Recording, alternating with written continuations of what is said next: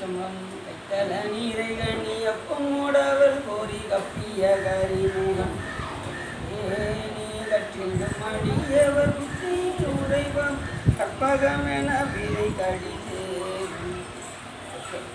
தம்மதியம் வைத்திடும் அரண் மகன் மற்றொரு வீரல் புயம் யானை மத்தள வயிறனை புத்தனி முதல்வனை மட்டவில் மலர் கொடு பணிவே தமிழடவினை முற்படுகிறதன் முற்பட எழுதியே முப்புறம் எரிசிதாட்சி பனுரை ரதமச்சது பொடி செய்த அறிஞரா அத்தியரது கொண்டு சுப்பிரமணிபடும் அப்புணமதனிடை ஆகி அக்குறமகளுடன் அச்சிறு முருகனை அக்கணவனம் வரும் பெருமா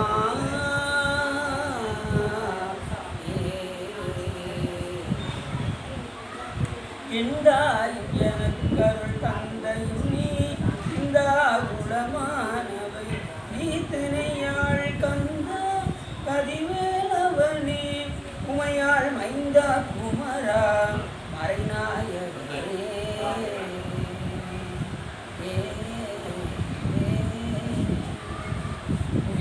படித்த புகழியர் மக்கள் பூச்சி ஆடு விசை கல்வியர்களில் அனுபவினான் நடிப்பூச்சி பாடி திரணாமலம் அன்கண்ட வதம்பூச்சி ஊன்படி திருவாவா ஒவ்வொரு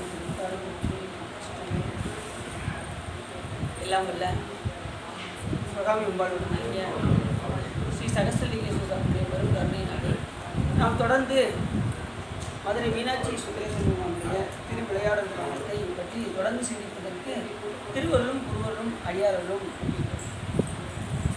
அதன் அடிப்படையில் நாம் எப்பொழுதுமே ஒரு திருமுறை சொல்லிட்டு நாம் அதன் அடிப்படையில் ஞானசம்பந்த பெருமான் என்கின்றார் நீனாலும் நன்னெஞ்சே நினைகண்டாய் யார் அறிவார் சானாலும் வாழ்நாளும் சாய்க்காட்டி பெருமாள் பூனாலும் தலை சுமப்ப புகழ்நாமும் செவி கேட்ப நானாலும் நவின்று ஏத்த பெறலாவே நல்வினையே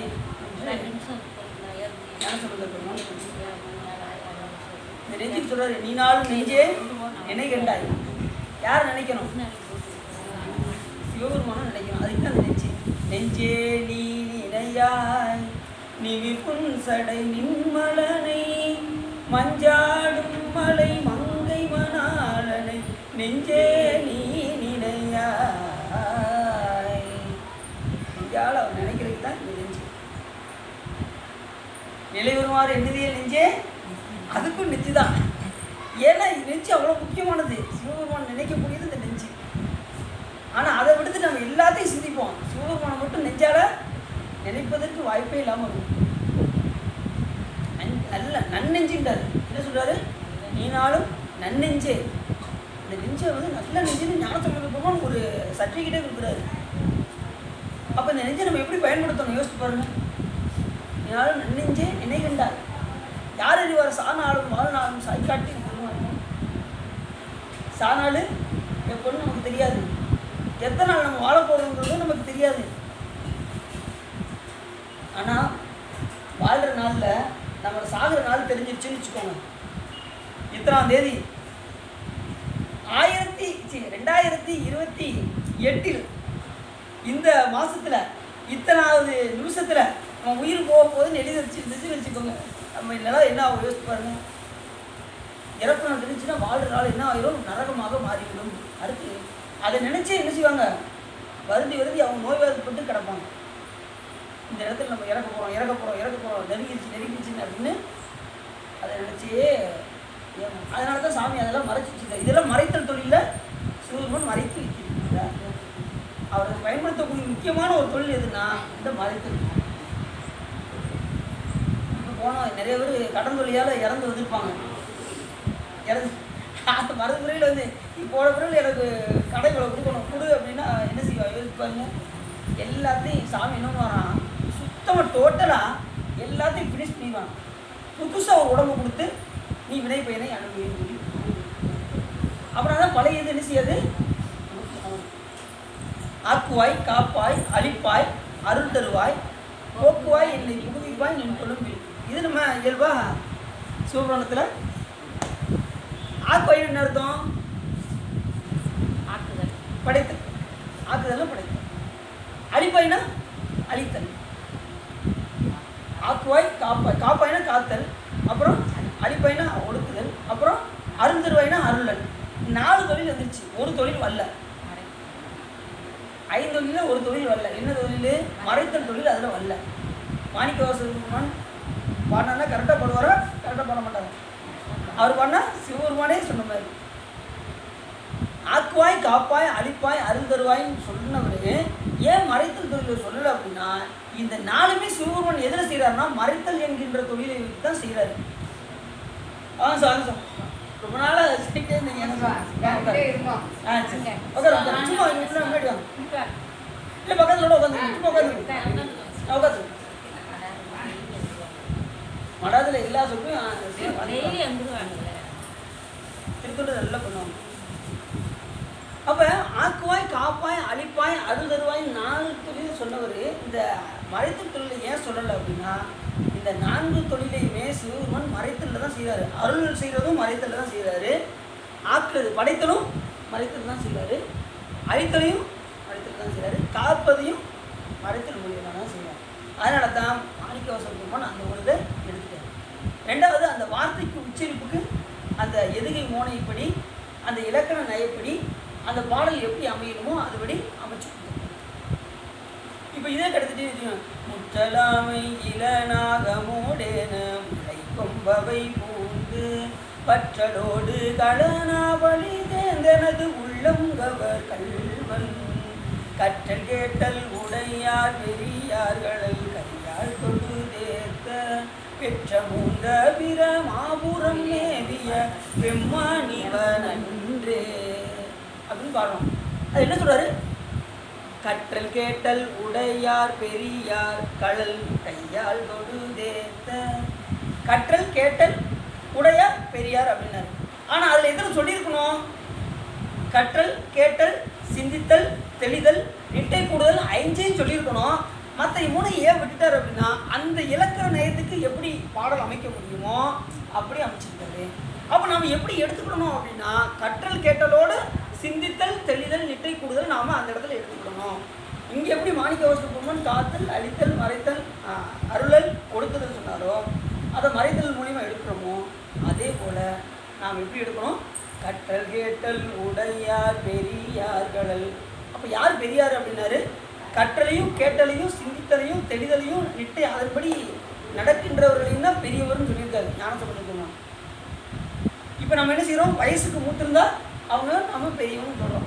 ஆனால் உண்மையிலே பெரியவர்கள் யார் அப்படின்னா, இப்போ நீங்கள் சிந்திச்சு இப்போ நீங்கள் இருக்கீங்க பார்த்தீங்களா, நீங்கள் தான் பெரியவர்கள். சிவபெருமானை பற்றி கேட்பதும் கற்பதும் அதன்படி நடப்பதும் திருக்கோயிலுக்கு தொண்டு செய்வதும் இவர்கள் தான் என்ன சொல்லியிருக்காரு? பெரியவர்கள் அப்படின்னு யார் சொல்கிறா? ஞானசம்பந்தர். அப்போ மாணிக்கவாசகர் என்ன சொல்கிறாரு? எல்லாத்தையும் இந்த மறைத்தல் தொழிலை அவர் செய்கிறாரு அப்படின்னாரு. அப்போ வாழ்நாளும் சாணாலும் சாய்காட்டும் பெருமாருக்கு பூனாலும் தலை சுமைப்பார். அப்போ இந்த வாழ்கிற நாள் நம்ம என்ன செய்கிறோம் அப்படின்னாரு ஞானசம்பந்தர் பெருமான், பூனாலும் தலை சுமப்ப புகழ்நாமும் செவி கேட்ப. இப்போ நீங்கள் அந்த தொழிலை செஞ்சுக்கிட்டு இருக்கீங்க. புகழ்நாமும் செவி கேட்ப, சிவன் புகழ கேட்ப. அப்புறம் ஒரு தொழில் செய்யணும், பூவை தலையில் சுமந்து கொண்டு வந்து சாமி கொடுக்கணும். நீங்கள் சுமக்காட்டினாலும் பரவாயில்ல, பறிச்சாவது சிவபெருமானுக்கு கொடுக்கணும். அதுதான் ரொம்ப முக்கியமானது. எல்லா ஞானிகளும் அதை தான் சொல்லியிருக்காங்க. மூணாலும் தலை சுமப்ப புகழ்நாமும் சொல்லியப்ப நானாலும் அவின்றியத்த பெறலாமே நல்வினை. இந்த இடத்துல நல்வினை என்பது எது அப்படின்னா, சிவ நல்வினை என்று நாம் எடுத்துக்கொள்ளும். உலக நல்வினை கிடையாது. சிவப்புண்ணியம் செஞ்சால் என்ன கிடைக்கும்? சிவப்புண்ணியம் தான் கிடைக்கும், உலக புண்ணியம் கிடைக்காது. இன்னும் எனக்கு உலக புண்ணியம் வேணும் அப்படின்னாலும் சிவபெருமான் கொடுப்பாரு. ஆனால் அதுக்கு வந்து என்ன வரும்? பிறவி வரும். உலக புண்ணியம் செய்தால் பிறவி வரும், சிவபுண்ணியம் செய்தால் பிறவி வராது. நமக்கு பிறவி வேணுமா வேண்டாமாங்கிறத நாம தான் முடிவு பண்ணிக்கணும். எல்லாரும் வாழணும்னு ஆசை நிறைய இருக்காங்க. நான் இன்னும் நிறைய பிறவி எடுக்கணும் அப்படின்னு யாருக்காவது விருப்பம் இருக்கா? பெரும்பாலும் இருக்காது. எனக்கு தெரிஞ்சு நிறைய பேருக்கு நான் அறிவு கேட்டேன். நீங்கள் ஒன்று இந்த ஜென்மே போதும் சாமி அப்படிங்காங்க எல்லாருமே. சிலர் பார்த்தீங்கன்னா உங்களுக்கு ஆயுசு 100 அப்படின்னு நாங்கள் பூ கட்டிக்கிட்டு இருந்தோம். ஒரு ஐயா வந்தாங்க, ஐயா உங்களுக்கு 100 வயசுயா? இப்போ தான் உங்களை பற்றி பேசிக்கிட்டு இருந்தோம். நீ வேற இங்கே தன்னால் தாங்க முடியல, நீங்கள் வந்து 100 வயசு ஐயா அப்படின்னாரு அவர். நான் எப்படி இப்போயே அப்பயே வந்துக்கிட்டு இருக்கேன், நீங்கள் 100 வயசு அப்படிங்க அப்படின்னாரு. வாழ்கிற வாழ்க்கையில் அந்த அளவுக்கு என்ன செய்ய முடியும், தாங்க முடியாத துன்பங்கள் வந்து கொண்டே இருக்கும். இறப்பு வரைக்கும் என்ன வருமா, துன்பம் வந்து கொண்டே இருக்கும். ஏன் அப்படின்னா நாம் எடுத்த பிறவி அப்படி, பிறவி எடுத்தாலே இந்த துன்பம் மாறி மாறி வந்து கொண்டே இருக்கும். அப்போ அதுலேருந்து நமக்கு நம்பிக்கை ஒரே வழி, சிவபெருமானுடைய திருவடியை நாம் பற்றி கொள்ள வேண்டும். அடுத்த ஞானத்தில் மீனாலும் நெஞ்சே நினைகண்டால் யார் இதுவார் சாணாளுவார், அதை யாருமே நம்ம அறிய முடியாது. வாழ்நாளையும் அறிய முடியாது, இறப்புனாலையும் நம்ம அறிய முடியாது. தானாலும் வாழ்நாளும் சாய்காட்டும் பெருமாறிக்கு பூனாலும் தலை சுமப்ப புகழ் நாமும் செவி கேட்ப நானாலும் நவின்று ஏற்ற பெறலாமே நல்வினையே சிவபுண்ணியத்தை நாம் பெறலாம். இந்த பாட்டெல்லாம் எல்லாம் மனப்பாடம் பண்ணி வச்சிருக்கணும். ஆனால் எப்படி பண்ணியிருக்கீங்கன்னு தெரில. இந்த பாட்டெல்லாம் மனப்பாடம் பண்ணியிருக்கீங்களா? இந்த பாட்டை தெரிஞ்சு வச்சுக்கணும். அதுமாதிரி இந்த பூ பற்றின பாடல்கள், சிவபெருமான் எழுதின பாடல்கள், சிவபெருமான் கைப்பட எழுதின பாடலாம் தூங்கி எதிர்த்து கேட்டாலும் தொகுதியை வாழ்க்கை அங்கே இருக்கும் காமம் துப்பாது கண்டது ஒழியுமோ வயிறியது எளிய நட்பின் மயிரிய செடிய அறிவை கூந்தலின் அறிவும் புலவோ நீ அறிவு போவே அப்படின்னு உடனே என்னாச்சு என்னாச்சு அப்படின்னு கேட்பாங்க. இந்த அளவுக்கு என்னன்னு கேட்டால் நம்ம சிவபெருமான் எழுதுகிற பாடல்கள் அப்படி எல்லாமே நம்ம குடும்பம் அளவுக்கு திருமுறைகளில் முக்கியமானதெல்லாம் நம்ம என்ன செய்யணும், தூங்கி வச்சு கேட்டாலும் சொல்கிற மாதிரி நம்ம பயிர்ந்து கொண்டு திரும்ப திரும்ப படித்தோம்னா நமக்கு அது நமக்கு வரும். சரி, இன்றைக்கி நம்ம என்ன செய்ய போகிறோம், நாரைக்கு முக்தி கொடுத்த பலனத்தை நம்ம பார்க்கணும். இன்றைக்கி ஒரு முறை தான் பார்க்க போகிறோம். சின்ன கதையாக இருந்தாலும் அதை நம்ம ஒரு மணி நேரம் சாமி எப்படி ட்ராவல் பண்ண வைக்க போகிறாருங்கிறது சாமி கையில் தான் பார்க்கணும். சரி, நாரைக்கு முக்தி கொடுத்த பலன். இப்போ நாரையை பற்றி பார்க்கும்போது பார்த்தீங்கன்னா இப்போ நிறையா விலங்குகளுக்கு சிவபெருமான் பார்த்தீங்கன்னா பறவைகளாக இருந்தாலும் விலங்குகளாக இருந்தாலும் அதுக்கெல்லாம் முக்தி கொடுத்துருக்காரு சாமி. எல்லாமே சிவ பூஜை பண்ணி தான் மோட்சத்தை அடைஞ்சிருக்கிறது. எறும்பு பூஜை பண்ணதான் இது எழுத மாட்டோம். திரு எறும்பு கட்டத்துட்டாங்க. அடுத்து யானை பூஜை பண்ணதெல்லாம் சொன்னால் திரு அணைக்கா, ரைட், திரு ஆனைக்கா. அடுத்து சிலந்தி திரு ஆனைக்கா, சிலந்தி திரு ஆனைக்கான்னு. சரி, வண்டு பூஜை பண்ணதலும் திரு வண்டூர், வண்டு வந்து சிவ பூஜை பண்ணியிருக்கு. அடுத்து நாரை திரு நாரை வந்து நாரை வழிபாடு பண்ணியிருக்கு. அது மாதிரி இது திருந்து தேவன் குடியில நண்டு பூஜை பண்ணியிருக்கு. திருந்து தேவன் குடி கற்கடேஸ்வரர் அதான் சாமி திருந்து தேவன் குடி.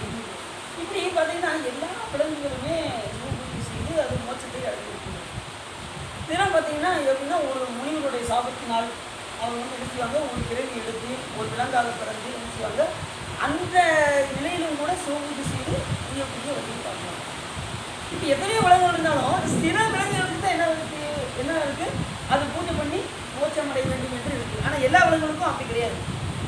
அது மாதிரி மனிதர்களையும் அப்படி தான் சில பேருக்கு தான் என்ன செய்ய வேண்டிய சூழ்நிலை வருது, சிவபெருமான வழிபாடு பண்ணணுங்கிற எண்ணம் சில உயிர்களுக்கு தான் வருது ஒழிய எல்லா உயிர்களுக்கும் வர்றதில்லை. ஏன் அப்படின்னா சிலவந்தி அளவந்தி மரபியேறி முகிழ்வார் திருவையாரே. பெரும்பாலும் ஞானம் உள்ளவங்க தான் இந்த சிவபெருமானை வந்து வழிபாடு பண்ணணும்னு வருவாங்க. செல்வம் வேணும்னா வேற தெய்வத்துக்கு ஓடிடுவாங்க. இது அவங்களுக்கு எனக்கு நிறைய டப்பு வேணுங்க அப்படின்னா என்ன அர்த்தம். ஆனால் ஒரு உண்மை எல்லாருக்கும் தெரிய மாட்டேங்குது. சிவபெருமான் தான் எல்லாத்தையும் கொடுப்பாருன்னு தெரிஞ்சிருச்சுன்னா எல்லாரும் இங்கே வந்துடுவாங்க. அந்த பெருமாளுக்கு யார் கொடுக்கா, சிவபெருமான் தான் கொடுக்காரு. பெருமாள் யார்கிட்ட கேட்பாருன்னா குபேரர்கிட்ட கேட்பாரு. குபேரர் யார்கிட்ட கேட்பாருன்னா சிவபெருமான்கிட்ட கேட்பாரு. சிவபெருமான் தான் எல்லாருக்கும் இந்த ஐஸ்வர்யர் படத்தை பார்த்தீங்கன்னா தெரியும். அப்படி கொடுக்குற மாதிரி குபேரர் வாங்கின மாதிரி இருக்கும். ஏன்னா செல்வாய் செல்வன் சிவபெருமான் எப்படின்னா எல்லாருக்கும் செல்வத்தை அனுபவிக்கும். செல்வ நெடுமாடம் சென்று சேனோங்கி செல்வர் மதி தோய செல்வம் உயர்கின்ற செல்வர். அந்த பாட்டு சொல்வது ஞாபகம், செல்வாய செல்வன் அப்படின்னு சிதம்பர பதியத்தில் கட்டாங்கிரி யோகி கலியவார பாட்டில் செல்வாய செல்வன், அந்த பாட்டு கூடவே செல்வன் செல்வன் செல்வன் செல்வன். ஞானத்தை முந்திருப்பான். ஞானத்தை பாருங்க, எப்படி ஞானம் பாருங்க. முதல் பாட்டிலே அவர் தெரிவிச்சிட்டாரு, எனக்கு ஞானத்தை பால சாமி கொடுத்தாரு அப்படின்னு. தோல்வி செயலே அது 5 தொழில் எல்லாமே அந்த வெள்ளையிலே முடியும். ரெண்டாவது, எந்த ஒரு கவிஞரும் எந்த ஒரு கவிதை எழுதுறவரும் எந்த ஒரு பாடல் எழுதுறவரும் இந்த மாதிரி ஒரு பாடல் அமைச்சதே கிடையாது. பிடியதன் ஒரு பாட்டு கேள்விப்படுத்தீங்களா? எல்லாருக்கும் தெரியும். விநாயகர் பெருமான் புதினா அதுதான் தான் பாடுவீங்க. அதில் நல்லா பாருங்கள், குறில் தான் இருக்கும், நெடில் இருக்கவே இருக்காது.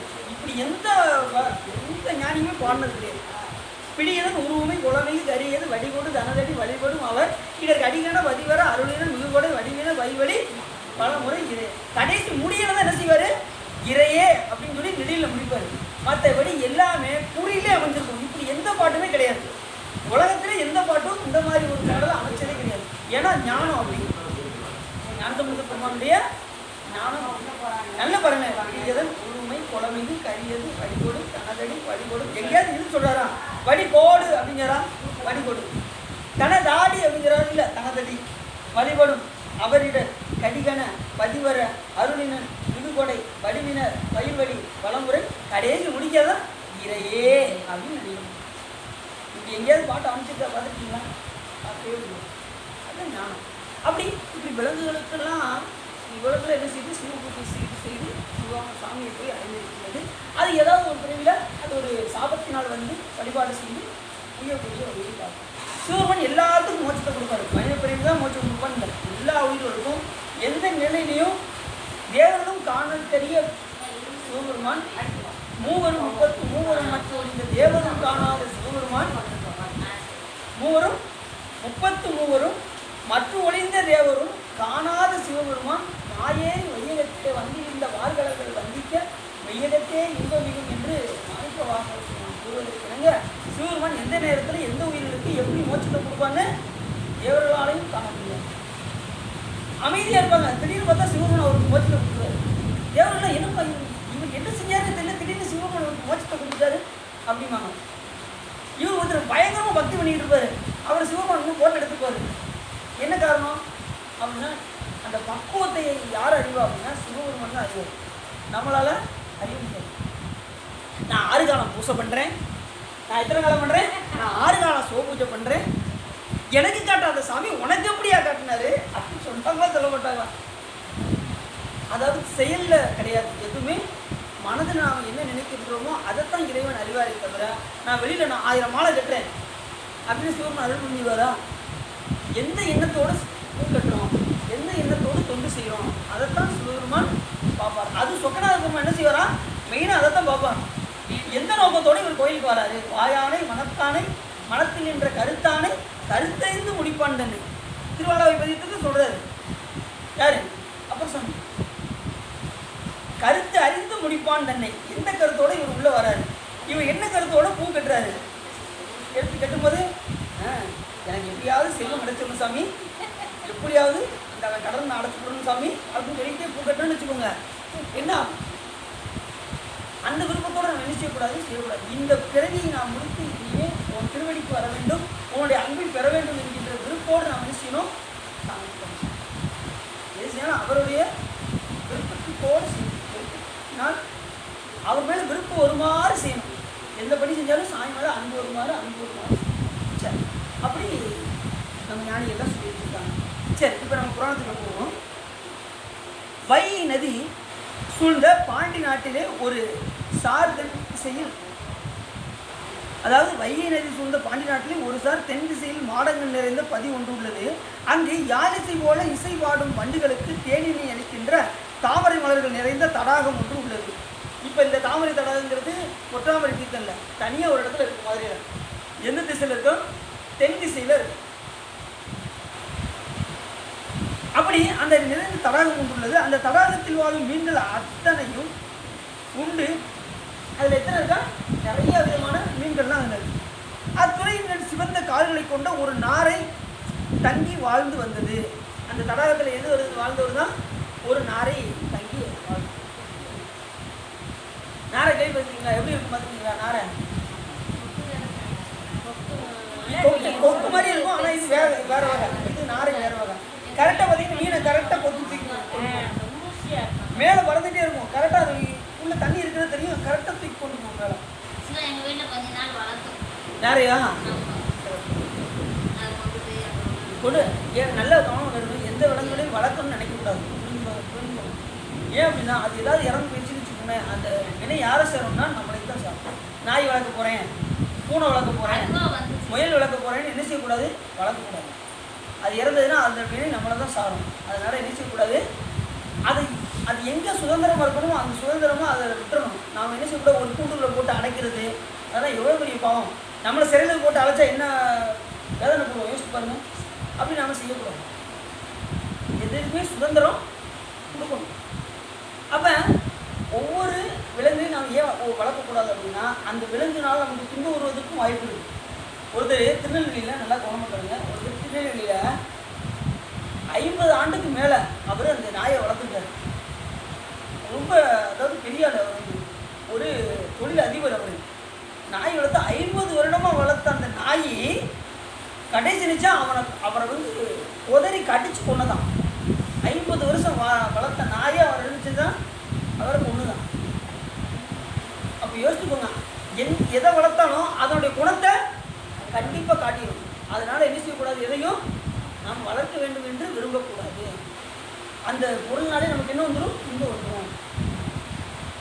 எதையாவது பிடிச்சி ஏதாவது பண்ணி விடணும், நிம்மதியை தூக்க முடியாது, நிம்மதியெல்லாம் இழந்துருவோம். அதனால் என்ன செய்யக்கூடாது, எந்த விலங்கையும் வளர்க்க வேண்டும் என்று விரும்பக்கூடாது. நம் பிள்ளைகளை நாம் ஒழுங்காக வளர்த்தாலே போதுமானது. நம் பிள்ளை குட்டிகளை வளர்த்து அதை சைவத்துக்கு ஈடுபடுத்தி அதை சிவபெருமான் மேல் வழிபாடு செய்யும்படி செய்து அதுக்கப்புறம் என்ன செய்யணும், நம்ம வந்த கடமையை நாம் முடிக்கணும். நாம் குழந்தை பெற்றுக்கிறதுக்கு எதுக்காக அப்படின்னா, சிவபெருமான் மேல் பக்தி செலுத்துவதற்கு தான் குழந்தையை பெற்றுக்கிறோம். நல்லா கவனமாக கற்றுக்கணும். ஏன் அப்படின்னா, நம்மளோடு போகாமல் தன்னை சார்ந்த உயிர்களாகிய தன் பிள்ளைகளுக்கு அந்த வழிபாட்டின் முறையை சொல்லிக் கொடுத்து அவர்களும் உயிர்வடைவதற்கு உண்டான வாய்ப்புகளை நாம் அவருக்கு வழங்க வேண்டும் என்பதற்காகத்தான் நாம் குழந்தையை பெற்றுக் கொடுக்கிறோம். புரிஞ்சிச்சா? எதுக்காக நம்ம பிள்ளை வளர்க்குறோம்? சைவத்தை அவங்களுக்கு ஊட்டணும். நம்மளோடு போகாமல் அவர்களுக்கும் சிவபெருமானுடைய வழிபாட்டை சொல்லி அவர்களை மேன்மைப்படுத்த வேண்டும். எல்லாத்தையும் நோய்ச்சி அடையணுமா வேண்டாமா? அதுக்காக சாமி என்ன செய்கிறாரு, எல்லாருக்கும் ஆளாளுக்கு ஒரு குழந்தையை கொடுத்தாரு. குழந்தைய கொடுத்தா நாம் என்ன செய்கிறோம், நம்ம பையன் எம்காம் படிப்பான், படித்து முடித்து வேலைக்கு போவான். வேலைக்கு போய் கை நிறைய சம்பாதிப்பான். எப்படி சம்பாதிப்பான்? கை நிறைய சம்பாதிப்பான். என்னை நல்லா வச்சு பார்த்துக்கலாம் அப்படின்னு இவங்க கனவு காணுவாங்க. ஆனால் அதுக்கப்புறம் என்ன நடக்குன்னு அவங்களுக்கு தெரியாது. சிவபெருமானுக்கு தான் தெரியும். அப்போ அந்த விருப்பத்தோடு நம்ம என்ன செய்யக்கூடாது, குழந்தையை நாம் வளர்க்கக்கூடாது. எப்படியாவது இந்த உயிர் சிவபெருமான வழிபாடு செய்யணும் வேண்டணும். சாமிகிட்ட நம் குழந்தைகள் சிவபெருமானை வழிபாடு செய்ய வேண்டும் என்று விரும்புவது. அதுதான் நமக்கும் சாமிக்கும் உள்ள வித்தியாசம். நாம் எதிர்பார்ப்போடு இருப்போம். சாமி என்ன செய்ய மாட்டார், எந்த உயிர்கிட்டையும் அவருக்கு எதிர்பார்ப்பே கிடையாது. அதான் அவர் கருணாமூர்த்தி. அதனால தான் நன்றுடையானே தீயதில்லானே அப்படின்னாரு. உலகத்துள்ளவங்க கொஞ்சமாவது என்ன செய்வோம், கடுகளவாவது தீவினை செய்யணுங்கிற எண்ணம் இருக்கும். ஆனால் சிவபெருமான்ட்ட அது கூட உயர்ந்த தாய் தான் உயர்ந்தவர். அவ கூட என்ன செய்வானா, ஏதாவது ஒரு பிரதிபலனை எதிர்பார்ப்பான். தாய் வளர்ந்து இந்த குழந்தை நம்மளை பார்த்துக்கிறோம் அப்படிங்கிற ஒரு எதிர்பார்ப்பு. ஆனால் சிவபெருமான்ட்ட அப்படி கிடையாது. அதான் தாய் சிறந்த தயாவான தத்துவனே அப்படின்னாரு. தாயை விட சிறந்தவர் யாரு? அதான் அவர் பேர் தயா என்று பெயர். எல்லா உயிரினருக்கும் இரக்கம் செலுத்துகிறவர். அதாவது பராபகாரம் சக்தி உதாரணம் அப்படின்னு அர்த்தம். எப்படி பறவைக்கு 2 இறக்கைகள் இருக்கிறதோ, 2 இறக்கை இருந்தால் தான் என்ன செய்ய முடியும், அதுபோல் நாம் உயிரினருக்கும் இறக்கமும் இறைவன் மேல் அன்பும் 2 இருந்தால் தான் நாம் என்ன செய்ய முடியும், இந்த உலகத்தில் சஞ்சரிக்க முடியுமே தவிர இல்லைன்னா நாம் சஞ்சரிக்க முடியும். அப்போ சிவபெருமான் அன்பு வேணும், என்ன செய்யணும், உயிரிழத்து இறக்கவும் வேணும். இந்த 2, அதாவது பரவாரம் சக்திகம், இந்த 2மே நமக்கு கண்டிப்பாக. சரி, அப்படி இந்த நாரை வந்து என்ன செஞ்சா அந்த ஒரு தடாகத்தில் வாழ்ந்து சில காலம் மழையின்மையால் அத்தாமரை தடாகம் அதன் கரையின் கண் தங்கிய நாரையும் இருவினை கடலும் வற்றுமாறு போல நீர் வெட்டு போயிடுச்சு. உடனே மழை இல்லாமல் என்ன ஆயிடுச்சு, நீர் வெட்டு. மழை இல்லைன்னா என்ன காரணம், தானம் தவம் 2 தங்கா வியனுலகம் வானம் மறக்கும். வள்ளுவர் சொல்றாரு, தானம் தவம் இது 2 குறைஞ்சிட்டு வச்சுக்கோங்க, அந்த ஊரில் மழை பெய்யாது பாருங்க. அது மாதிரி சிவபெருமானுக்கு அன்றாட பூஜைகள் சரியாக நடக்கலைனாலும் மழை வரும். ஆற்றா நோய் மிக்க மன்னரும் அவனி மழையின்றி கூற்றுதைத்தான் கோயில்கள் எல்லாம் பூசைகள் தப்பிடில் தானே அப்படின்பாரு திருமணம். பூசை தவறிச்சுன்னா என்ன வராது, மழை வராது. இங்கே சாமி சகஸ்திரிங்கிறது ஜம்முன்னு காலையில் நல்லா அபிஷேகத்தோடு இருக்கிறதுனால வைத்தியநாத சாமியுடைய குரு அருமையினால இந்த 2 பேரும் இங்கே ஒரு காலத்தில் மழை இல்லைன்னு சொன்னவங்க கூட எனக்கு என்ன செய்யறாரு சாமி, நல்ல மழையை வளர அந்தந்த ஊரெல்லாம் சூரியனுக்கு என்ன செய்யணும், கரெக்டாக பூஜைகள்லாம் நடக்கணும். கூடுமான அளவுக்கு 6 கால பூஜை நடக்கணும் இல்லையா, ஒரு கால பூஜையாவது கண்டிப்பாக நடக்க வேண்டும். இல்லைன்னா அந்த ஊரில் மழை பஞ்சம் எல்லாமே வந்துடும். சாமிக்கு அபிஷேகம் எல்லாம் நடக்குதுன்னா இந்த ஊரில் என்ன வந்துடுமா, பத்தினி பஞ்சம் எல்லாமே வந்துடும். சரி, அப்படி மழை வந்து ரொம்ப முக்கியமானது. அப்படி இருக்கும்போது வெள்ளிய சிறைகளுடைய நாரையும் இறையை விரும்பி அங்கு நின்றும் நீங்கி விரைந்து சென்று குற்றமற்ற முனிவர்களாலும் ஒரு காட்டிலே சோர்ந்து போய் விழுந்தது.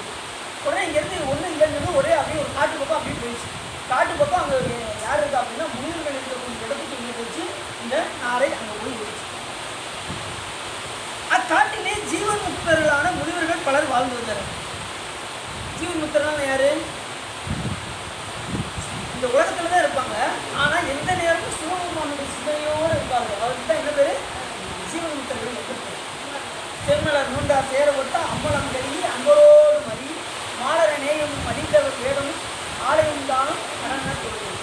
அப்படி எந்த நேரமும் சிவபெருமானை குறிப்பிட்டு அவரையே சிந்தித்து கொண்டிருப்பாங்க. ஆனா உலகத்தினால பற்று இருக்காது. அவர் தான் ஜீவன் முக்தர்கள். ஏதோ எஞ்சிய ஒரு பிறவிக்காக என்ன செஞ்சிருப்பாங்க, இந்த பூலகத்துல வந்து பிறக்க வந்திருப்பாங்க. எஞ்சிய வினைகள் கொஞ்சம் கொஞ்சம் பாக்கி இருந்ததுன்னா, இப்போ நம்ம நாயன்மார்கள் எடுத்துகிட்டேன்னு வச்சுக்கோங்களேன், எஞ்சிய கொஞ்சம் வினைகள்னால வந்து வந்துருக்கோம். அப்புறம் இந்த கடமையை முடிச்சுட்டு மறுபடியும் சாமியோட திருவடிக்கு நம்ம போயிடுவோம். இதுதான் ஜீவன் முக்தர்கள் என்று பேர். இப்போ ஞானத்தை முழுக்கமான எடுத்துக்கிட்டீங்கன்னு வச்சுக்கோங்களேன், நமக்கு ஃபோன் பண்ணிட்டு அப்படியே அவர் போயிட்டு இருக்காங்களா, இவங்க ஜீவன் முக்தர். ஆனால் எந்த நேரம் எதில் இருந்தாங்க, சிவனுடைய சிந்தையிலே இருந்தாங்க. உலகத்து மேலே பற்றி அவங்களுக்கு சுத்தமாக கிடையாது. அவங்களும் ஜீவன் முக்தர்கள். அவர்கள் கூட ஜீவன் முக்தர்களாக இருந்தாலும் கூட அவங்க என்ன செய்வாங்க, ஆலயத்தையும் சிவனுடைய அதிகாரத்தையும் வேடத்தையும் சிவனென கண்டு வழிபாடு செய்வாங்க. நான் ஜீவன் முக்தராக ஆகிவிட்டேன், எந்த நேரம் சிவபெருமானுடைய சிந்தையிலே இருக்கின்றேன், ஆகையினால் நான் திருக்கோயிலுக்கு செல்வதில்லை அப்படின்னு சொன்னாங்கன்னு வச்சுக்கோங்க, என்ன ஆகும், குற்றமாக இருக்கும்.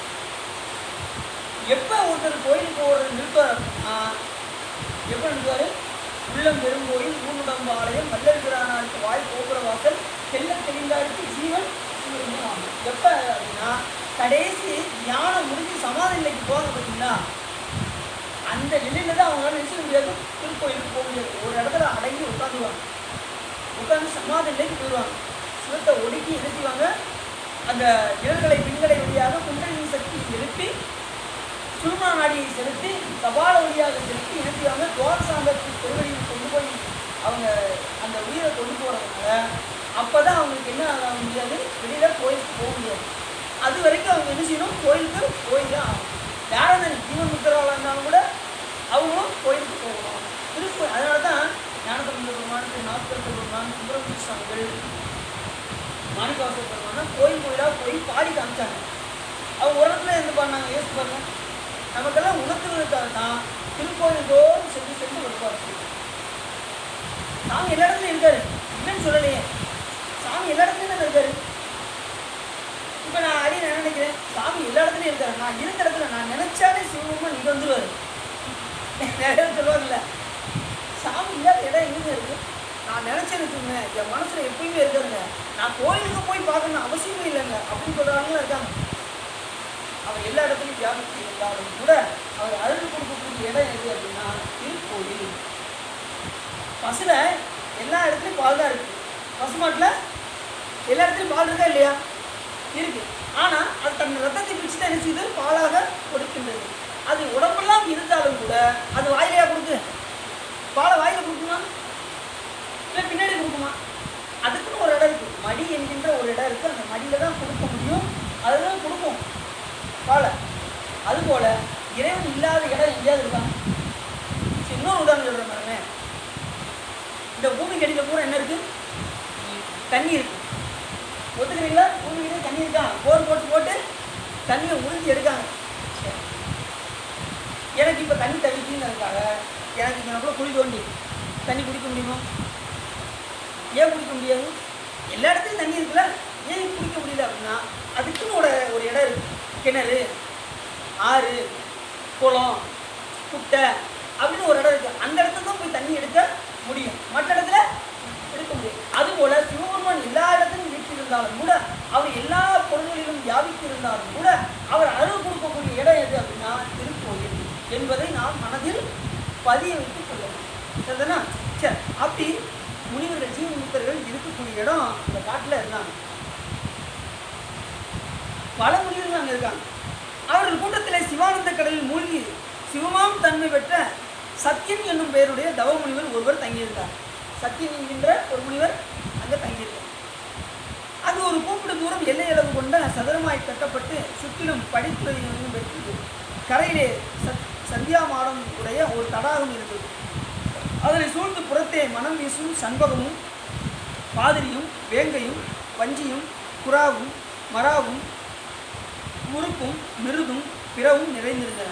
தெரிஞ்சுடுறாருல, இதெல்லாம் என்ன பூக்களுடைய வகைகள். பாதிரி, சண்பகம். சண்பகம் அடுத்து வரும்போது பாருங்க, தருமி புலவருக்கு தருமி கதை வரும்போது சண்பக மலரை பற்றி செமையாக சொல்லியிருப்பாங்க, நல்லா சொல்லியிருப்பாங்க. பார்த்தா சாமிக்கு ரொம்ப நறுமணம் உள்ள ஒரு மலர் எதுன்னா சண்பக மலர். அது சாமிக்கு ரொம்ப ஒன்று. ஆனால் அதெல்லாம் பார்க்க முடியாது, அந்த அளவுக்கு வச்சாலும் நம்ம கோயிலெலாம் வச்சு பார்த்தோம், ஒரு பூ வந்துச்சு, 2 பூ வந்துச்சு, அதுக்கு மேலே வரமாட்டேங்குது. அந்த செண்பக பாண்டியன் செண்பக மலரை சாமிக்கு சூடன்னு சொல்லி அந்த தோப்பையே உருவாக்குனாங்க. அந்த செண்பக பாண்டியன் அமைச்சதான் நம்ம செண்பக தோப்பு. நல்லா கவனமாக கட்டுக்கோங்க. மதுரையில் உள்ள செண்பக பாண்டியன் வச்ச தோப்பு தான் இந்த செண்பக தோப்பு. நம்ம கோயில் நம்ம ஊரில் இருக்கு பார்த்தீங்களா, அப்படி பூத்ததான் நம்ம செண்பக தோப்பில் செண்பக மலர். இப்போ செண்பக மலரே காணோம். அந்த பாண்டிய மன்னன் அமைச்ச தான் இந்த செண்பக தோப்பு. அவர் வச்சுட்டு போயிட்டாரு. அதுக்கப்புறம் இந்த செண்பக தோப்பு இப்போ எதுக்கு பயன்படுது? குளிக்கிறதுக்கு தான் பயன்படுது. குளிக்க தான் எல்லாம் அங்கே போகிறாங்க. அந்த செண்பக மலர் அப்படி பூத்து குழுங்குமா. அது சிவபெருமானுக்கு ரொம்ப உகந்தது. மதுரையில் அதை வச்சு சாமிக்கு அன்றாட மலர்களை கொண்டு போய் கொடுத்து மகிழ்வானா அந்த செண்பக பாண்டியன். அப்படி நறுமலம் வீசுமா அந்த செண்பக மலர். கரெக்டாக இருக்கும். அப்படி இதழாக இருக்கும், கூர்மையாக இதழாக இருக்கும், நல்லா அழகாக இருக்கும். சந்தன கலர்லேயும் வரும், வெள்ளை கலர்லேயும் வரும் அந்த சந்தன மலர். சரி, அப்படி சண்பகம், பாதிரி, வேங்கை, வஞ்சி, புறா, மரா, முறுப்பு, மிருது இப்படின்னு நிறையா மலர்கள்லாம் அங்கே அந்த தடாகத்தில், தடாகம்னா என்னது, அந்த குளத்தில் இருக்கு. அத்தடாகத்தினை அச்சோதீர்த்தம் என அழைப்பர். அத்தடாகத்தின் கரையில் முன்னே இறை விரும்பி வந்த நாரை வந்து தங்கியது. அந்த தடாகத்தில் என்னதெல்லாம் இருக்கான், அந்த தீர்த்தத்துக்கு என்ன பேரா? அச்சோதீர்த்தம் என்று பேர். அந்த காட்டுக்குள்ளே இருக்கிற தீர்த்தத்துக்கு என்ன பேர்? அச்சோதீர்த்தம் என்றும் அதோ தீர்த்தம் என்றும் அதுக்கு பேர். அங்கே நிறைய இருக்கு, மீன் இருக்கும்னு நினச்சி அந்த நாரை வந்து அங்கே வந்து தங்கியது. உண்மை பொருளை ஆராய்ந்து வந்த முனிவர்கள் அத்தடாகத்தில் மூழ்கி மூழ்கி மேலே எழுந்தோறும் அவர்களின் தோற்புறத்தில் சாய்ந்து கிடக்கும் சடை கட்டி மீன்கள் பாய்ந்து பாய்ந்து புரளுதலை நாரை பார்த்து கொண்டிருக்கிறது. இப்போ அவங்க என்ன செய்கிறாங்க, முனிவர்கள் மூழ்கி மேலே எந்திக்கும் போது இந்த தடாகத்தில் மூழ்கி எந்திப்பாங்க பாருங்க, அந்த ஜடாவளிலாம் மீன் அப்படி மேலே கிடக்கும். அந்த அளவுக்கு நிறைய அந்த தடாகத்தில் மீன் இருக்கு. மீன் இருந்தால் நாரைக்கு என்ன செய்யும், ரொம்ப அதுக்கு ரொம்ப பிடிக்கும், நிறைய எடுத்து எடுத்து சாப்பிடும். அந்த முனிவர்கள் அப்படி மூஞ்சி இப்படி எந்திக்கும் போது அந்த ஜடாவளியில் பூரா மீன்கள் அப்படி துள்ளி விளையாடுது. இதே அந்த நாரை பார்த்துக்கிட்டே இருக்கு. ஏற்கனவே அங்கே மழை இல்லாமல் தண்ணி இல்லாமல் இங்கே வந்துருக்கு காட்டுக்கு. இப்போ இதை பார்த்தா அதுக்கு ரொம்ப குஷியாக இருக்குது. இங்கே இம்முனிவர்கள் திருமையை தீண்டுவதற்கு இம்மீன்கள் எத்தனை தவம் செய்யணுமோ எப்படி பார்த்து பாருங்க. இந்த மீனெல்லாம் அந்த முனிவர்கள் மேலே இருந்து விளையாடுதுன்னா அப்போ அது எவ்வளோ தவம் செஞ்சுருக்கோம் அப்படின்னு இந்த மீன் இந்த நாரை யோசிக்கும். இம்மீன்கள் நாம் இரையாக கொள்ளலாகாது. பாருங்கள், அப்போ எப்படிப்பட்ட நாரம் பாருங்க, நல்ல நாரம் தானே, அதை வந்து நம்ம சாப்பிடக்கூடாது அப்படின்னு நினைக்கிறோம். இதை இரையாக கொள்ளலாகாது என்று கருதி இறையை வெறுத்து அங்கே இருந்தது. உடனே பட்னியாக கிடக்கு அந்த நாரம். நாம் விடுவோமா, கொஞ்சம் சுவையாக சாப்பாடு இருந்துச்சுன்னு வச்சுக்கோங்க, கண்டிப்பாக அதை சாப்பிடாம விடவே மாட்டோம். எப்படியா கொஞ்ச நேரம் கட்டுப்படுத்திடு அப்படின்னு சொன்னாலும் கேட்காது மனசு. ஏதாவது சுவையை வச்சுட்டாங்கன்னு வச்சுக்கோங்க வீட்டில், உடனே போய் அதை சாப்பிடணுங்கிற எண்ணம் வந்துடும். அது நிறைய மீன்கள் சொல்லுது. ஏற்கனவே ரொம்ப பட்னியாக தான் இங்கே வந்துருக்கு. இருந்தாலும் அந்த முனிவர்கள் மேலே பட்டதும் அவருக்கு என்ன ஆயிடுச்சு, அதை நம்ம சாப்பிடக்கூடாதுங்கிற எண்ணம். இதுவே முக்கியமான ஒரு பாயிண்ட். இந்த நாரை முக்கிய அடைகிறதுக்கு இது ஒரு முக்கியமான, ஏன்னா உயிர் கருணை வந்துருச்சா, உயிர் கருணை வந்ததுனால இதுக்கு கொஞ்சம் பக்குவம் வந்துருச்சு. ஒப்பற்ற தவம் புரியும். இப்போ இந்த விரதம் இருக்குது பார்த்தீங்களா, இப்போ பிற உயிரை கொல்லக்கூடாதுங்கிற இந்த விரதம் இருக்குது. பட்டினியாக கிடக்கிறது இப்போ விரதம்ங்கிறது என்ன அப்படின்னா, பட்டினியாக கிடப்பது மட்டுமே விரதம் அல்ல. அந்த நேரத்தில் சிவசிந்தியோட நாம் என்ன செய்யணும் இருக்கணும். கேட்டு நான் அறிந்தேன், விரதம் என்றால் ஒரு வேளை உட்கொள்ள வேண்டும். ஒன்று உச்சி பொழுது உண்ண வேண்டும். ரெண்டாவது இரவு பொழுது மட்டும் உண்ண வேண்டும். இல்லைன்னா அன்னைக்கு பூரா உண்ணாமல் இருக்க வேண்டும். இல்லைன்னா அன்று முழுவதும் உறங்காமல் இருக்க வேண்டும். இல்லைன்னா 4 யாமம் சிவபூஜை செய்ய வேண்டும். இந்த 5 ரொம்ப முக்கியமான. இந்த 5 தான் விரதத்துக்குரிய சிறப்பு. அப்படி பசிக்கு அப்படின்னா பாலும் பழம் ஈஸியாக சாப்பிடலாம். சில பேரால் நினைச்ச முடியாது, விரதம் இருப்பாங்க ஆனால் பசியை அவங்களால தாங்க முடியாது. அந்த நேரத்தில் பாலும் பழம். இந்த விரதங்கள் எத்தனை வகை அப்படின்னா, சிவவிரதங்கள் 8 வகையான விரதங்கள் இருக்கு. சிவவிரதங்கள் எத்தனை விரதம்? அதில் தலையாய விரதம் எது அப்படின்னா சோமவார விரதம். அது என்ன ஏன் அப்படின்னா, ஏன் அது சிறப்புடையது அப்படின்னா, அது பிறவியை நீக்கக்கூடிய ஒரு விரதம். அதனால் அது தலையாய விரதம் என்றும் சோமவார விரதம் என்றும், அது திங்கட்கிழமை அன்று நாம் வழிபாடு செய்யக்கூடியது. அது எல்லா திங்கட்கிழமையும் இருக்கலாம். அப்படி முடியாதவர்கள் கார்த்திகை மாதம் வருவாங்க, அந்த திங்கட்கிழமை சோமவாரத்தை பயன்படுத்தி இருந்தால் ரொம்ப சிறப்பு. ஒன்று. ரெண்டாவது உமா மகேஸ்வர விரதம் அப்படின்னு 2வது விரதம். உமா மகேஸ்வர விரதம். உமானா யாரு? அப்பா. மகேஸ்வரன்னா சிவன்.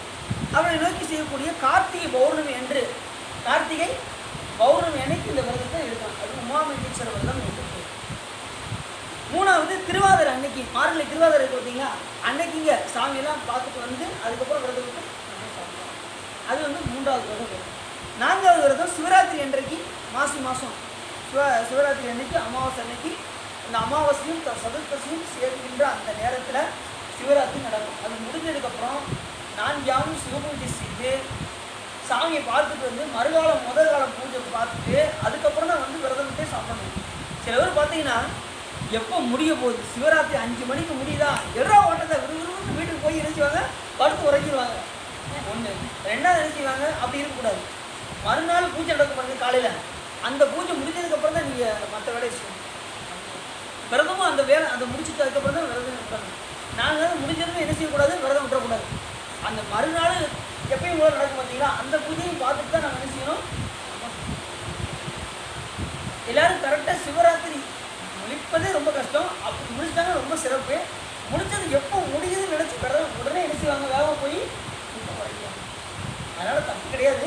இருந்தாலும் குடும்பம் நடந்து நம்ம என்ன செய்யணும், மறுகால யுத்தம் நடக்கக்கூடிய அந்த பூஜையும் நாம் பார்த்து விட்டு என்ன செய்யணும், அதுக்கப்புறம் நம்ம சரிதானா? சரி, நீங்கள் சொல்கிறீங்க அன்னைக்கு பார்ப்போம் அப்படின்னு நீங்கள் சொல்கிறது தெரியுது. சரி, அப்படி அது எதிராக விரதம் 4வது வகை விரதம். முதல் என்ன சொன்னோம், சோமவார விரதம். 2 உமா மகேஸ்வர விரதம். 3வது திருவாதிரை விரதம். 4வது இந்த சிவராத்திரி விரதம். 5வது கல்யாண விரதம் என்று பங்குனி உத்திர அன்னைக்கு விரதம் இருக்கும். அது ரொம்ப சிறப்புடைய கல்யாணம் அன்னைக்கு இதுதான் ரொம்ப சிறப்பு.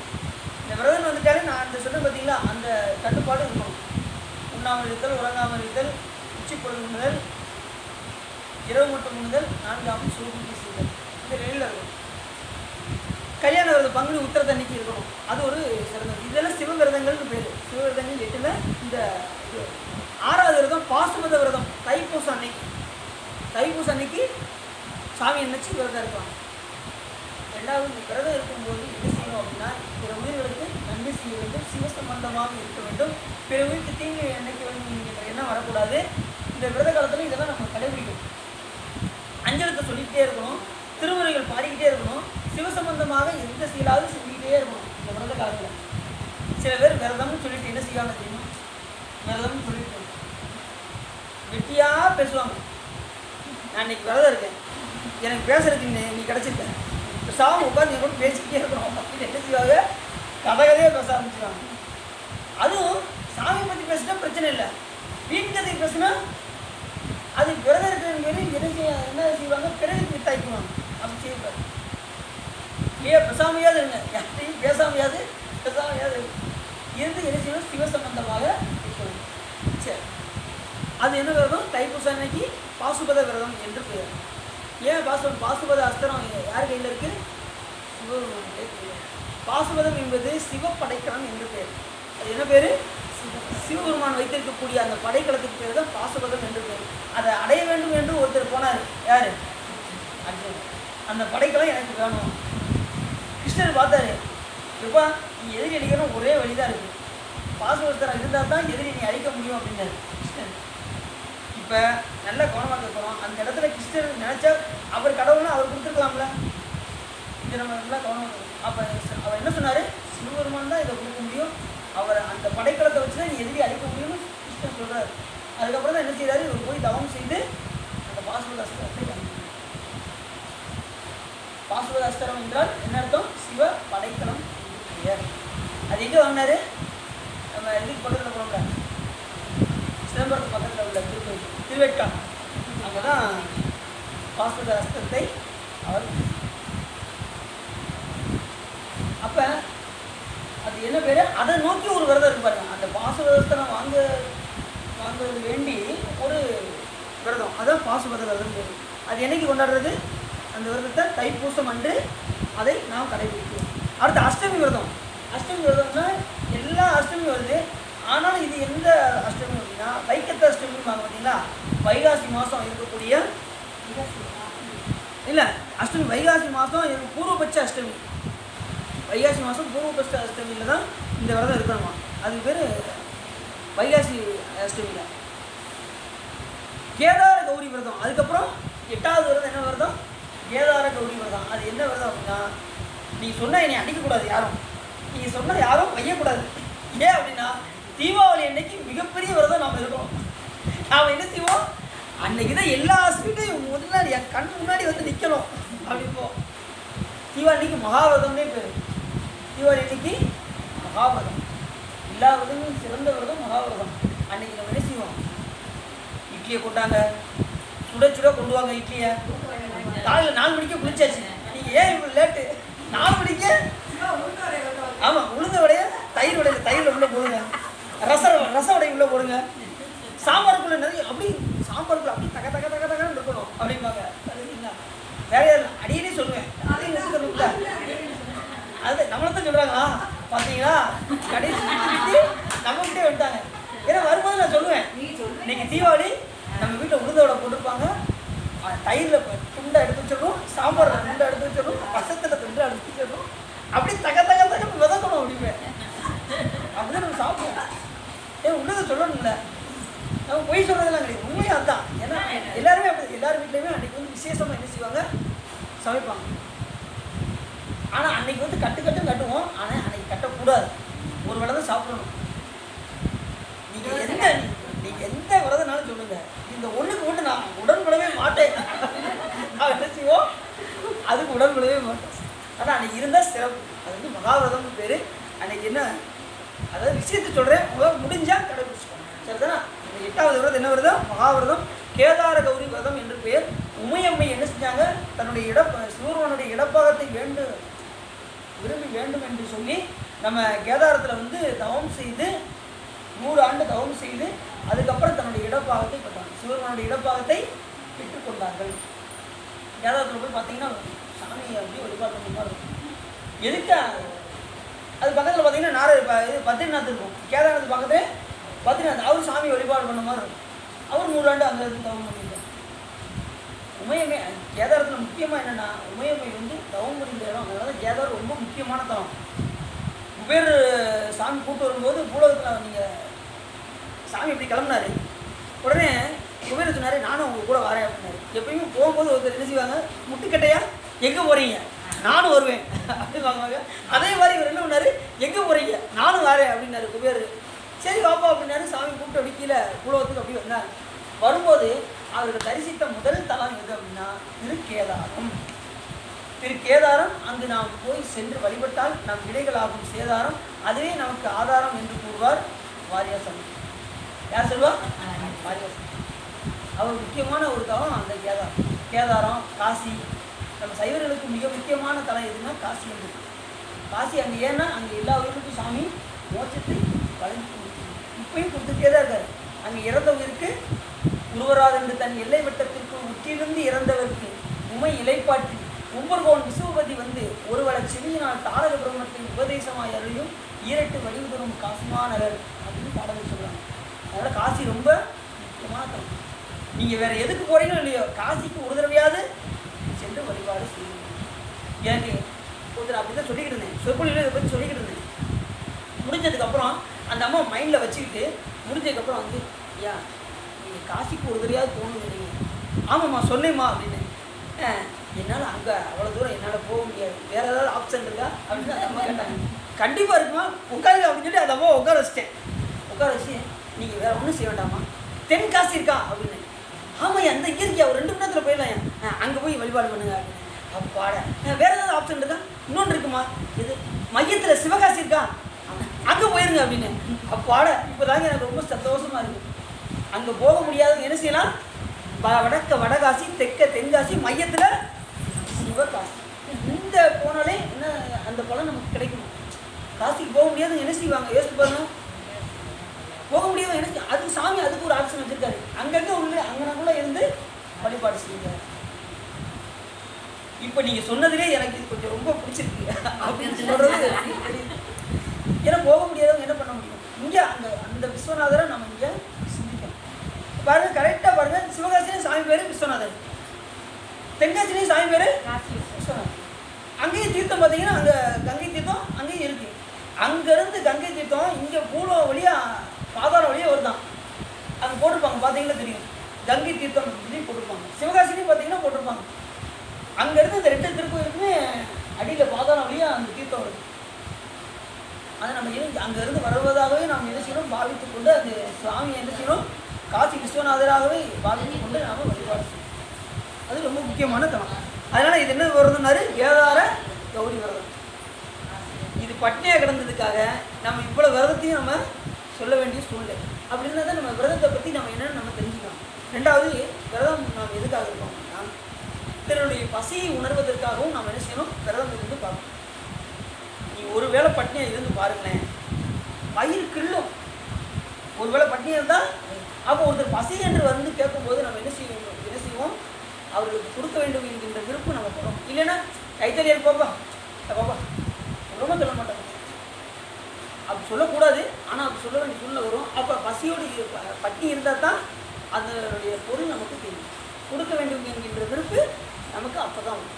2வது நீங்கள் பட்னியாக இருந்தால் உங்கள் உடம்பு ரொம்ப நல்லா இருக்கும். எந்த நேரமும் வடை காலையில் பார்த்தீங்கன்னா காலையில் டீலேருந்து ஆரம்பிக்குமே, முதல்ல காலையில் என்ன செய்வோம், முதல்ல பெட் காஃபி. அது முடிஞ்சது கொஞ்சம் நேரம் கழிச்சதும் இட்லி சுட்டாச்சா சுடலையா, இட்லி சுட்டாச்சா சுடலையா, சின்ன ஒரு 2 இட்லி அங்கே இட்லி அவிச்சு 2 எடுத்து வச்சுருப்பாங்க.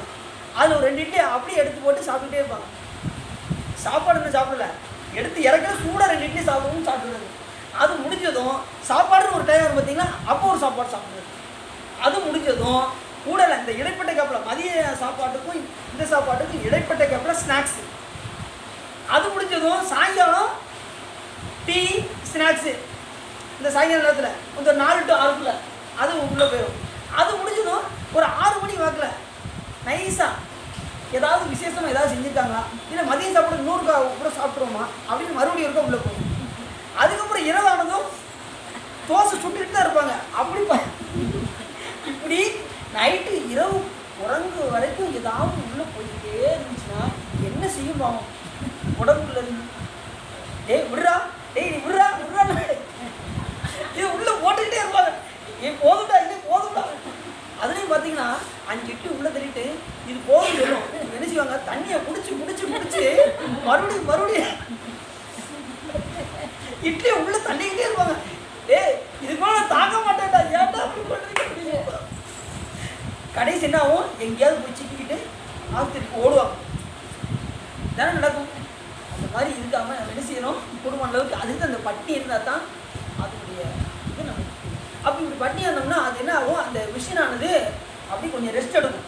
ரெஸ்ட் எடுத்ததுக்கப்புறம் நீங்கள் சாப்பிட்டீங்கன்னு வச்சுக்கோங்களேன், உடனே அது என்ன இருக்குது, ஜீரணிக்க ஆரம்பிச்சு சாப்பாடு வந்து அதுக்கு தான் விரதம்லாம் இருக்கிற காரணம் வந்து அதுதான். சரி, அப்படி அது வந்து என்ன விரதமாக இருந்து மீனை கொல்லக்கூடாது அப்படின்னு சொல்லி அந்த நாரை ஒப்பற்ற தவப்புரிய முனிவர்கள் அனைவரும் தடாகத்தில் நீராடி கரையேறி நித்திய கர்மம் முடித்து சந்தியா மடத்தில் மண்டபத்தில் அமர்ந்து சோமசுந்தர கடவுளில் மதுரை புராண நூலினை ஓதி வருவாராய். அந்த நூலில் என்ன பண்ணாங்க, தடாகத்தில் மூழ்கி சிவபெருமானை பற்றி சிந்தனைகள், புராணங்கள், சாமியை பற்றி எடுத்து சொல்லிக்கிட்டு இருக்காங்க. எந்த கதையை பற்றி? மதுரையம்பதியை பற்றி சொல்லிக்கிட்டு இருக்காங்க. மதுரை புராண நூலை ஓதி வருவாராயன். அப்புராணத்திலே சொக்கலிங்க மூர்த்தியின் சிறப்பினையும், மதுரை தலத்தின் சிறப்பினையும், ஒற்றாமரை தீர்த்தத்தின் சிறப்பினையும், சோமசுந்தர கடவுள் செய்தருளிய திருவிளையாடல்களையும், அம்மூர்த்தி தலம் தீர்த்தங்கள் அடைந்தவர்களுக்கு அவர் எளிதில் வந்து அருள் புரிவார் என்னும் தன்மையும் எடுத்து சொல்ல அங்கே தங்கியிருக்கும் நாரை அவற்றை கேட்டது. இப்போ என்ன செய்யறாங்க, அந்த மூர்த்தி தலம் தீர்த்தத்தை பற்றி சிறப்பு கூட எடுத்து சொல்கிறாங்க. சாமியுடைய திருவிளையாடலையும் எடுத்து சொல்லியிருக்காங்க. இப்போ நாம் எதை பார்த்துக்கிட்டு இருக்கோம்? திருவிளையாடலை பார்த்துக்கிட்டு இருக்கோம். அப்போ அவங்க காலத்துக்கு முன்னாடியும் திருவிளையாடல் நடந்திருக்கு அப்படிங்கிறது நமக்கு புரியும். இப்போ திருமுறைகள் நமக்கு எத்தனை திருமுறை? 12 திருமுறை இருக்கு. சரி, அதுக்கு முன்னாடி திருமுறை இருந்ததா இல்லையா? இவங்க காலத்துக்கு முன்னாடி அப்பையும் திருமுறைகள் இருக்கு. சாமி அந்தந்த காலத்தில் திருமுறைகளை கொடுத்து கொண்டே தான் இருக்கிறார். திருவிளையாடல்களை நிகழ்த்தி கொண்டே தான் இருக்கிறார். அதுக்குரிய நூல்கள் வந்து கொண்டே தான் இருக்கின்றன. இதெல்லாம் நம்ம என்ன செய்யணும்? உணர வேண்டும். சரி, அப்படி அவங்க என்ன செய்கிறாங்க, திருவிளையாடல் பற்றிலாம் சொல்லிக்கிட்டு இருக்காங்க. இந்த முனிவர்களை பார்த்து தலைவர் முனிவர் என்ன செய்கிறாரு, எல்லா முனிவர்களுக்கும் சொல்லிட்டு இருக்காங்க. உடனே நான் வந்து அங்கே தங்கி அதை பூரா கேட்குது. சாமியுடைய சிறப்பை, திருவிளையாடலை எல்லாத்தையும் யார் சிவ நூல்களை பற்றி எல்லாம் கேட்குறாங்களோ அவங்களுக்கு கூடிய சீக்கிரத்தில் பிறவி அறுபட்டுக்கிட்டே வரும். சாமி கூட கேட்க கேட்க என்ன ஆகும்? இப்போ நீங்கள் ஒரு 10,000 பிறவி இன்னும் இருக்குன்னு வச்சுக்கோங்க. என்ன ஆயிரும்? டக்குன்னு வெறும் 100 பிறவிக்கு வந்துடும். மீதி மற்றதெல்லாம் மைனஸாக போயிடும். இன்னும் 100 பிறவி இருக்குன்னு வச்சுக்கோங்க, டக்குன்னு குறைஞ்சி 10,000. இன்னும் 10 பிறவி இருக்குன்னு வச்சுக்கோங்க, டக்குன்னு நினச்சி இன்னும் 1 பிறவி தான் வரும். வாய்ப்பு இருந்தால் எடுத்து இந்த பிறவிலே முடிச்சு போகக்கூடிய வலிமையும் கிடைக்கும். அது நம்ம எடுத்துக்கொண்ட உரைப்பை பொறுத்து இருக்கு. சரி, இப்படி அதை கேட்டுகிட்டே இருக்கு அந்த நாரை. உடனே அந்த நாரை அறியாமை நீங்க பெற்று வினை தொடர்பை அறுத்து மெய் உணர்வு பெற்று சிவபரஞ்சுடரின் திருவடிக்கண் அன்பு வாவா என்று இழுக்க புறப்பட்டு மதுரை திருநகரை அடைந்தது. உடனே எங்கே போயிடுச்சு? மதுரைக்கு போகணும் அப்படிங்கிற விருப்பம் வான்னு கூட்டுற மாதிரி இருக்கான் அப்படின்னு போகலாம். இப்போ என்ன வந்துச்சு அப்படின்னா, அதுக்கு வினை தொடர்பு அறுத்து, இப்போ சாமியுடைய புகழை கேட்டதுனால இதுக்கு என்ன ஆயிடுச்சு? வினை தொடர்பு அறுந்து போச்சு. வினைத்தொடர்பு வந்து இதுக்கு மெய் உணர்வு வந்துச்சு. மெய் உணர்வு எப்போ வரும் அப்படின்னா, அந்த உயிர்களுக்கு மெய் உணர்வு எப்போ வரும்? 36வது அதிகாரத்தில்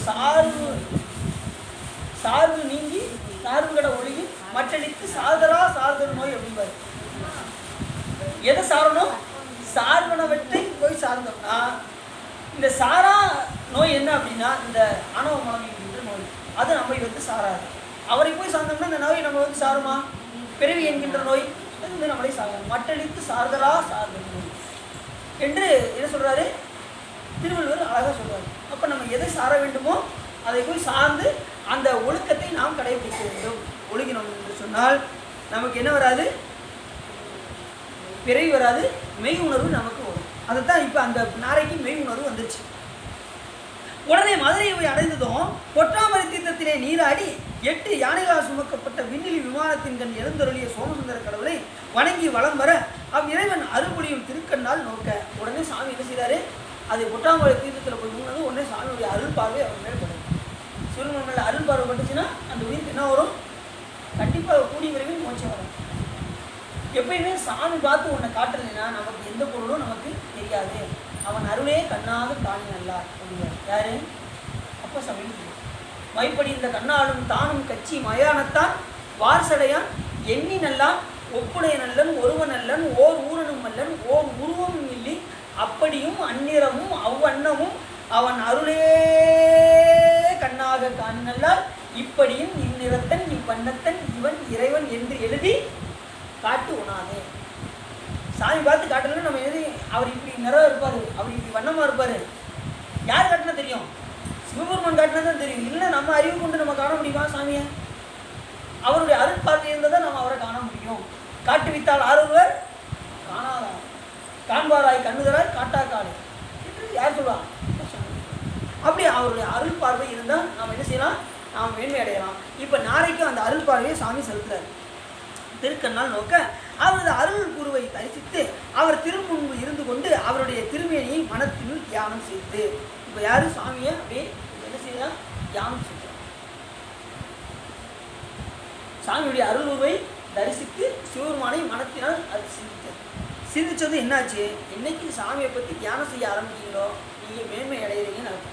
2 நேரம் கண்ணை மூடி என்ன செய்யணும், சும்மா உட்காந்துருந்தா கூட சாமியை பற்றி அப்படியே உட்காந்து சிரிச்சுட்டு சாமியுடைய திருவுருவத்தை, அந்த சிவலிங்க மூர்த்தத்தை, எத்தனையோ மூர்த்தங்கள் இருந்தாலும் சிவலிங்க மூர்த்தம் சிறப்புடையது. அதனால் அந்த சிவலிங்க மூர்த்தத்தை தியானம் செய்து பழக வேண்டும்.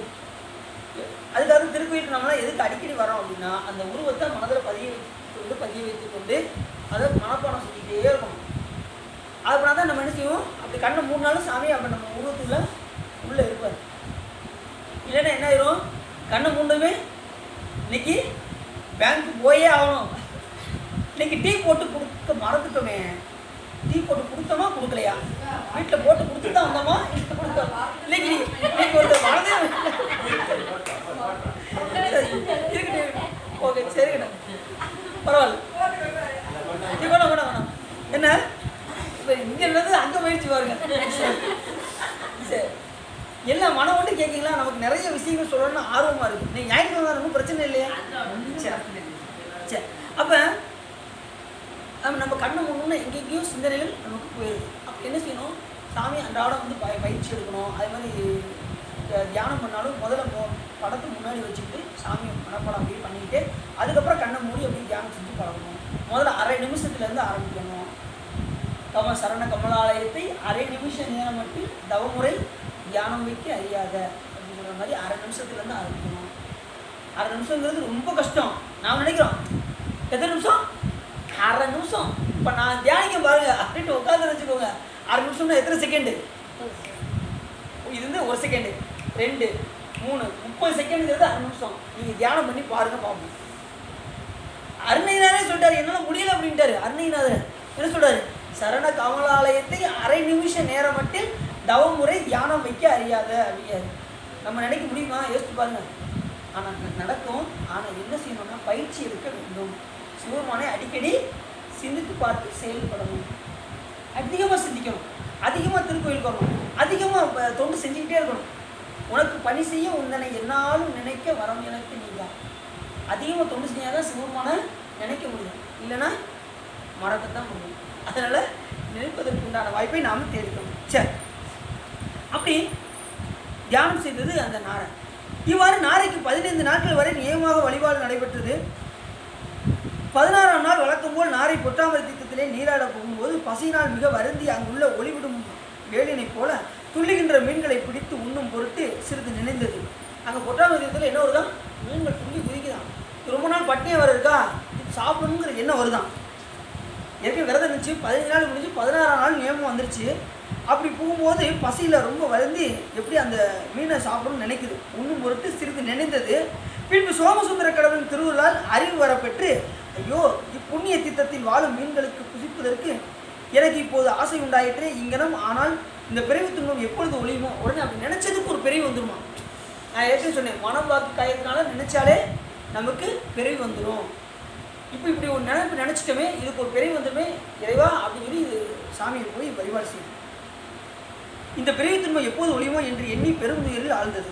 மீண்டும் சோமசுந்தர கடவுளின் திருவடியின் மீது கொண்ட அன்பினை துணையாக கொண்டு மீன்களை உண்ணாது அங்கேயே தங்கியிருந்தது. உடனே மீனை சாப்பிடாம அங்கேயே அப்படியே பார்த்துக்கிட்டே இருந்துச்சு. ஆனால் ஏக்கம்தான், ஆனால் பசி பட்டினி தான், ஆனாலும் விரதம் இருந்து என்ன செஞ்சது, அதை பார்த்துக்கிட்டே இருந்தது, தங்கியிருந்ததாக. தங்கியிருந்ததும் அப்போது தேவர்களும் வேதங்களும் செய்யும் வழிபாட்டிற்கு எட்டாதவராகிய சோமசுந்தர கடவுள் அந்நாரை தன் மனத்தில் நினைத்த வடிவமாக தோன்றி அந்த சாமி எப்படி நினைச்சதோ அந்த நினைத்த மாத்திரத்திலே அந்த வடிவம் தாங்கி சிவபெருமான் வராங்க. எப்பயுமே நம்ம எதை நினைக்கிறோமோ அந்த வடிவம் தாங்கி சிவபெருமான் வருவார். இப்போ நீங்கள் நடராஜன் மொத்தமாக நினைச்சீங்கன்னா நடராஜராக வந்து அருள் செய்வார். சிவலிங்கமாக நினைச்சிங்கன்னா சிவலிங்கமாக வந்து அருள் செய்வார். தட்சிணாமூர்த்தியாக வேண்டிங்கன்னா தட்சிணாமூர்த்தியாக வருவார். அப்பனை செஞ்சடை ஆறா அமுதினை ஒப்பிலி வல்லலை ஊழி முதல்வனை எப்படி சாயினும் ஏத்தினால் அப்படி ஈசன் அருள் பெறலாம்.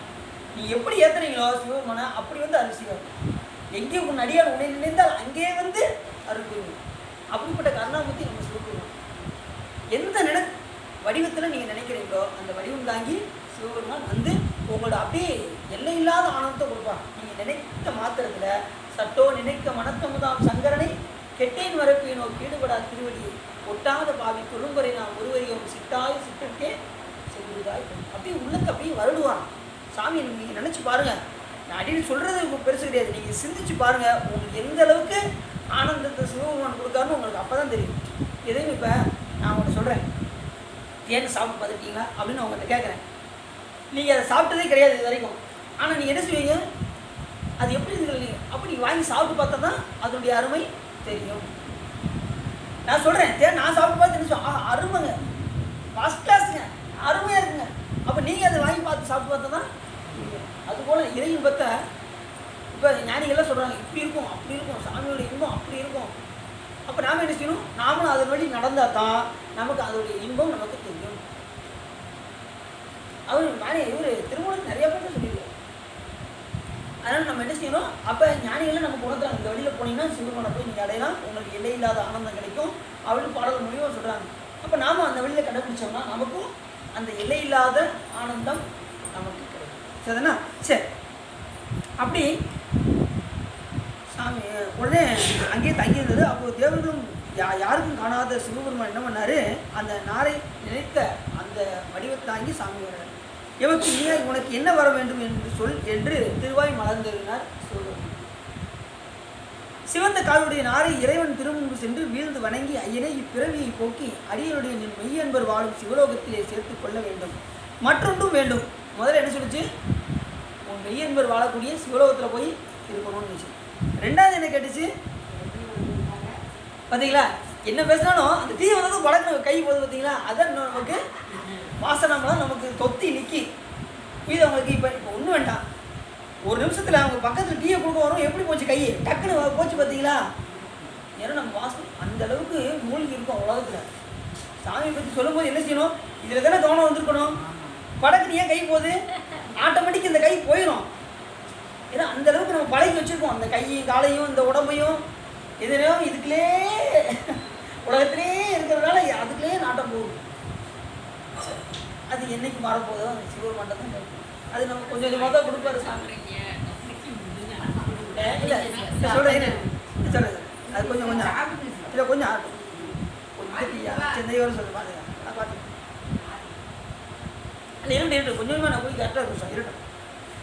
சரி, அப்போ உன்னை சாமிகிட்ட என்ன தெரிஞ்சு வரும், நீ மெய்யன்பர்கள் வாழக்கூடிய சிவலோகத்தில் போய் வாழணும்னு இருந்துச்சு. ரெண்டாவது என்ன கேட்டுச்சு, மற்றொன்று வேண்டும், கருணை வல்லலே அடியன் மரபில் உள்ளனவும் மற்றையனவுமான பறவைகள் புனிதம் நிறைந்த இத்தீர்த்தத்தில் உள்ள மீன்களை புசிக்கின் எக்காலமும் நீங்காத பாவம் வந்து அவற்றை சாரும். ஆதலினால் இத்தீர்த்தத்தில் மீன்கள் எக்காலத்தும் இல்லாதொழிலும் பொருட்டு ஒரு வரம் அருள வேண்டும். எப்படி ஒரு வரம் கேட்டு பாருங்க. இப்போ நீங்கள் போனீங்கன்னா பொற்றாமரை குளத்தில் எது இருக்காது, மீன் இருக்காது. அப்படி வர வாங்கியிருக்கு நாரை. அந்த பொற்றாமரை தீர்த்தத்தில் எப்போயுமே இப்போ இல்லை, நீ எப்பொழுதுமே அங்கே வந்து மீன்கள் புசி இருக்கக்கூடாது, எந்த பறவைகளும் வந்து அதை அப்படி வந்து அந்த பறவைகள் வந்து அந்த மீனை உண்டுச்சுன்னா அதுக்கு என்ன வந்துடும், பாவம் வந்து சேர்ந்துவிடும் என்பதற்காக அந்த நாரை மற்ற யாருக்கும் அந்த படி வரக்கூடாது என்பதற்காக நாரை எப்படி வர கண்டுட்டு பாருங்க சாமிகிட்ட. இப்போ நீங்கள் பொற்றாமரத்தில் போய் பாருங்கள், மீனே இருக்காது. அது ஒரு சிறப்பு. ஏன்னா அப்பயே சாமி வரம் கொடுத்துருக்காரு. அப்படி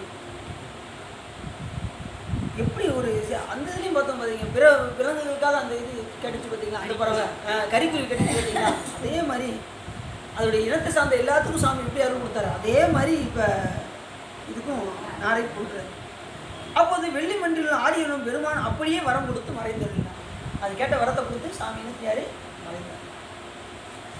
நாரையானது 4 புயங்களும் 3 கண்களும் பொருந்திய சிவவடிவம் பெற்று வானலோகத்தோர் வீத மலர் மாறியில் மூழ்கிய வண்ணம் விமானத்தில் ஏறி தேவதுந்துபிகள் முழங்க சிவலோகத்தை அடைந்து நந்தி கணங்களுள் ஒருவராய் அங்கே தங்கியது.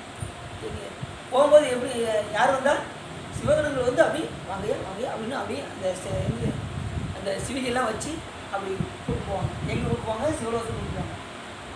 இப்போ நம்ம அடியார் ஆகிட்டோம், திருநீர் புஷ்டம் ருத்ராஜன் ஆகிட்டோம். நம்மளை யார் கூப்பிட்டு போவா, யமகணங்களா சிவகணங்களா? சிவகணங்கள் கொடுப்பாங்க. அப்போ இது வந்து நம்ம கடைசி வரைக்கும் நம்ம என்ன செய்யணும், தக்க வைத்துக் கொள்ள வேண்டும். திடீர்னு மாறிடக்கூடாது. மாறினா யார் வருவா, யமகணங்கள் வருவார்கள். அதையும் சொல்லிடணும்ல. அப்போ நம்ம கடைசி வரைக்கும் அந்த வழிபாட்டில் உழைப்பாகவும் உறுதியாகவும் இருந்தோம் என்று சொன்னால், சிவபெருமானை வழிபாடு செய்தோம் என்று சொன்னால், அவரே கதி என்று இருந்தோம் என்று சொன்னால் யார் வருவா, சிவிகை ஏற்றி சிவகணங்கள் வந்து நம்மை அழைத்து செல்வார். அப்படி போகும்போது எல்லா உலகத்தையும் நம்ம பார்த்துட்டே போனான். யார் பார்த்துட்டு போனா, சுந்தரம் சாமி போகும்போது பார்த்துட்டே போனார்ல, அறபொழியாக மங்கள் அரணாரி தோத்தி அந்த பாட்டில் வருது பாருங்க. அவர் சிவலோகத்தை அப்படி போகும்போது, கைலாயம் போகும்போது அப்படி வேதங்கள்லாம் ஒழிக்குதான், ஆகமங்கள் விளங்குதான், அவர் தோத்திரங்கள் பாடுறாங்களாம், முனிவர்கள் அரகர முழக்கம் சொல்கிறாங்களாம். இப்படி அப்போ எப்படி இருக்கும் பாருங்க. அப்படி போகும்போது இவ்வளவு இது அதை கேட்டுக்கிட்டே போகிறாரு சுந்தரம் சாமி. அதை பதிகத்தில் அப்படி சொல்கிறாரு. எந்த அளவுக்கு நம்ம ஞானிகள் சொல்லி வச்சுருக்காங்க பாருங்க. இத்தனைக்கும் அது கைலாயத்துக்கு போவேல பாடின பாட்டு நமக்கு எப்படி கிடைச்சது பாருங்க. அதான் சிவபெருமானுடைய திருவருள். நம்மெல்லாம் பாட வேண்டும், பாடி உய்ய வேண்டும் என்பதற்காக சிவபெருமானுன்றாரு. அங்கேருந்து ஐயனார்கிட்ட கொடுத்து, ஐயனார் இந்திரனை கொடுத்து இங்கே கடல் அறையா அப்படிங்கிறல்ல, ஆழி கடலையா அஞ்சையப்பருக்கு அறிவிப்பதுன்னு சொல்லி இங்கே கொண்டு வந்து சேர்த்துறாங்க. அஞ்சையப்பட்டை கொண்டு வந்து கடைசி சேர்த்துறாங்க. அப்படி ஒரு சிறப்புடைய ஒரு பாடலாம் நமக்கு கிடைச்சிருக்கு. அதெல்லாம் நம்ம பயன்படுத்த வேண்டும். சரி, இப்போ சிவலோகத்துக்கு அப்படியே எல்லாம் வந்து விமானத்தில் ஏறி தேவதந்திகள் புலங்க சிவலோகத்தை அடைந்து நந்திகணங்கள் ஒருவராக, சிவகணங்கள் ஒருவராக அந்த நார போயிடுச்சு. அன்று முதல் இன்று வரையில் கொட்டாமர தீர்த்தத்தில் ஓடி துள்ளி விளையாடும் மீன்களே என்று நீர்வாழ் பிற உயிர்களும் சிறிதுமின்றி ஒழிந்தன. அங்கே எதுவுமே அங்கே கிடையாது. தன் மரபை சேர்ந்த பறவைகளை அன்றி பிற பறவைகளும் தன்னை போல் நற்கதி அடைய வேண்டும் என்று இறைவனிடத்து வரம் வேண்டியது இந்த நாள். இதன் அன்பில் வியப்புள்ளதோ அன்றி அதற்கு எளிவந்த இறைவன் அருளின் கண் வியப்புள்ளதோ? இது அன்பு பெருசா, இப்போ இறைவனுடைய அருள் பெருசாகும் போது எது பெருசா தெரியுது நமக்கு? அவனுடைய அன்பு இருந்ததுனால இறைவனுடைய அருளும் அப்படியே சாமி மேல் உள்ள அன்பு, அது அன்பு வைத்ததுனால இவருக்கு என்ன வந்துச்சு? இதுக்கு அருள் வந்தது. அன்பர்களுக்கு இன்ப ஒளிவாய் விளங்கும் சோழசுந்தரக்கண்ணன் திருவருள் அன்பர்களின் அன்புக்கு மிக எளிதே ஆகும் என்று அன்புக்கு கட்டுப்பட்டு சிவரும் என்ன பண்ணாரு? அந்த நாரைக்கு மோட்சத்தை அளித்தார். நாரை முக்தி கொடுத்த படலம் இது. நிறையா உயிர்களுக்கு சாமி இந்த மோட்சத்தை கொடுக்கறதுக்கு காரணம் என்னன்னா, அந்த உயிர்கள் இறைவன் மேல் செலுத்துகின்ற அன்பின் காரணமாக. நாமும் அன்பு செலுத்தினோம் என்று சொன்னால் சிவரும் என்ன பண்ணுவார்? எடுத்த இந்த பிறவியிலேயே முடித்து அவர் உலகத்துக்கு நாம் போகலாம். அதுக்கு என்ன செய்யணும்னா சித்தாந்த வழி கடைபிடிக்கணும். இப்போ சித்தாந்த வழி நீங்கள் படிக்கிறீங்களா? சித்தாந்த வழி நம்ம கடைபிடிச்சோம்னா சிவருமான எடுத்த இந்த பிறவியிலேயே நாம் போய் அடையலாம் அப்படின்னு யார் சொல்கிறார்? சிவஞான சித்தியாலயம் என்ற நூலில் அந்த அருள் சிவாச்சாரியர் சொல்கின்றார். சித்தாந்தத்தை சிவன் திருக்கடைக்கன் செய்து ஜனனம் ஒன்றிலே ஜீவன் முக்தராக வைத்து ஆண்டு மலம் கழுவி ஞானவாரி மடுத்து ஆனந்தம் ஒளிவித்து இனி வரும் பிறப்பை அறுத்து முத்தாந்த பாதமலர்களில் வைப்பன் என்று ஒளிந்திடவும் உலகரெல்லாம் மூர்க்கராகி புத்தாந்த பெரும்புலியில் படந்து வில்வர் இது என்ன பிராந்து அப்படின்னு அந்த சிவஞான சித்தியாரில் அருணந்தி சிவாச்சாரியர் சொல்கிறார். சித்தாந்த வழி கடைபிடிச்சா முதல் என்ன பண்ணுவாராம்? சாமி தன்னை நினைக்குமாறு செய்வாராம் சிவபெருமான். சித்தாந்தத்தை சிவன் திருக்கடைக்கன் செய்து ஜனனம் ஒன்றிலே ஜீவன் முத்தராக வைத்து, ஜீவன் முத்தரனா அவர் தன்னை நினைக்கும்படி செய்யும், ஜீவன் முத்தராக வைத்து ஆண்டு மலம் கழுவி, ஆணவ மலத்தை கழுவி, ஞானவாரி மடுத்து ஞானத்தை கொடுத்து ஆனந்தம் ஒளிவித்து, அடுத்து அந்த உயிர்களுக்கு ஆனந்தத்தை ஒளிவித்து, அப்புறம் இனி வரும் பிறப்பை அடுத்து இனி ஒரு பிறவி வராதவாறு செய்து, அடுத்து எல்லாத்துக்கும் மேலே என்ன பண்ணுறாரோ முத்தாந்த பாதமலர்களில் வைப்பன் என்று முடிவு. கடைசி என்ன செய்யறாலும் திருவடியில் கொண்டு போய் பேர் பத்து சிவபெருமான் கொடுக்கிறார். இத்தனையும் செய்வார் சாமி. இது தெரியாதவர்கள் உலக மக்கள் என்ன செய்வாங்க? பாவ பெருங்குடியில் படர்ந்து வீழ்வர் இது என்ன பிராந்தி. இதை அறியாத மக்கள் மறுபடியும் பிறந்து இறந்து அந்த பாவ பெருங்குடியில் கிடந்து உழந்து கொண்டே இருப்பார்கள் அப்படின்னு அந்த பாட்டில் சொல்கிறார். அதனால் நம்ம என்ன எதை கடைபிடிக்கிறோம்? சித்தாந்த வழியை நாம் கடைபிடிக்க வேண்டும். அடுத்து என்ன செய்கிறாரு? அந்த முடிய போகிற நேரத்தில் அந்த சுகுணபாண்டியன் இருக்கா பார்த்தீங்களா? தன் நாட்டில் பாவமாகிய கலையை களைந்து தர்மமாகிய பயிரை வளர்த்து அதன் பயிரை நுகரும் பொருட்டு சொர்க்கலோகத்தை அடைந்திருந்தான். சுகுணபாண்டியன் எங்கே போனா? சிவலோகத்துக்கு போனான்னா சொர்க்கலோகத்துக்கு தான் போனான், சிவலோகத்துக்கு போகலை. முக்கியமானவங்களை மட்டும்தான் சிவலோகம் போனாங்கன்னு சொல்லியிருப்பாங்க. சில பேரை சொர்க்கலோகம் தான் போயிருப்பாங்க. நல்லாட்சி பண்ணதுனால எங்கே போயிருக்காங்க? அவர் நன்மை புரிந்த காரணத்துக்காக எங்கே போயிட்டாங்க? சொர்க்கலோகம் போயிருக்காங்களே தவிர சிவலோகம் போகலை. சிவலோகம் போனால் அவங்க அந்தளவுக்கு பக்தி செலுத்தி அன்பு செலுத்தி உயிர் இரக்கம் செய்து இதெல்லாம் பண்ணியிருந்தா தான் அவங்க எங்கே போவாங்க? சிவலோகம் போவாங்க. ஓரளவுக்கு நல்லா ஆட்சி பண்ணதுனால அவர் சொர்க்கலோகத்துக்கு போனார். அடுத்து நம்ம நாளைக்கு என்ன பார்க்க போகிறோம்னா திரு ஆலவாயான படம். ஏற்கனவே 2 காண்டம் முடிஞ்சிச்சு. கடைசி நிறைவு காண்டத்துக்கு நம்ம வந்துட்டோம். இன்னும் ஒரு 13, 14 தான் இருக்குன்னு நினைக்கிறேன். முடிஞ்ச அளவுக்கு சாமி திருவிழாவில் தொடர்ந்து நீங்கள் வந்து கிளங்க. இதுகாரம் உள்ளம் நிறைந்து புகை சிறந்து நீங்கள் இந்த திருவிளையாடல் குணத்தை நீங்கள் கேட்டதினால் உங்களுடைய வல்வினை கரைந்து திருவள்ளுவர் என்று சொல்லி திருப்பூர் பாடி அப்படின்னு உரையை நிறைவு செய்கிறேன். டீயை குடிச்சிட்டு பாட்டு பாடுங்க.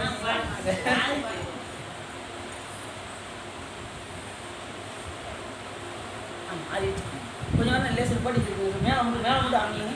டீயை குடிச்சதும் அப்படியே பாடி முடிச்சோன்னு என்ன சிற்றம்பலம் கண்டயனி வெண்டயம் கிண்கிணி சதங்கையும் தன்களல் சிலம்புடன் கொஞ்சவே நின் தந்தையினை முன்பறிந்து இன்ப ஊறி கொண்டு நின் சந்தமுடனைந்த நின் அன்பு போல கண்டுர கடம்புடன் சந்தமமுடங்களும் கஞ்சை மலர் செங்கையும் சிந்து வேணும் கண்களும் முகங்களும் சந்திர நிறங்களும் கண்குளிர எந்தன் சந்தியாவோ குண்டரிகர் அண்டமும் கொண்ட பகிரண்டமும் பொங்கியள வெண்கலம் கொண்ட போது ஒன்கிரிய நெஞ்சிரம் எங்கினும் வளர்ந்து முன் குண்டரிக தந்தையும் சிந்தை கூற கொண்ட நடனம் பதம் செந்திலும் எந்தன் முன் கொஞ்சி நடனம் கொள்ளும் கந்தவேலே கொங்கை குரமங்கையும் சந்தமனம் இதும் கும்பமுனி கும்பிடும் நம்பிரானே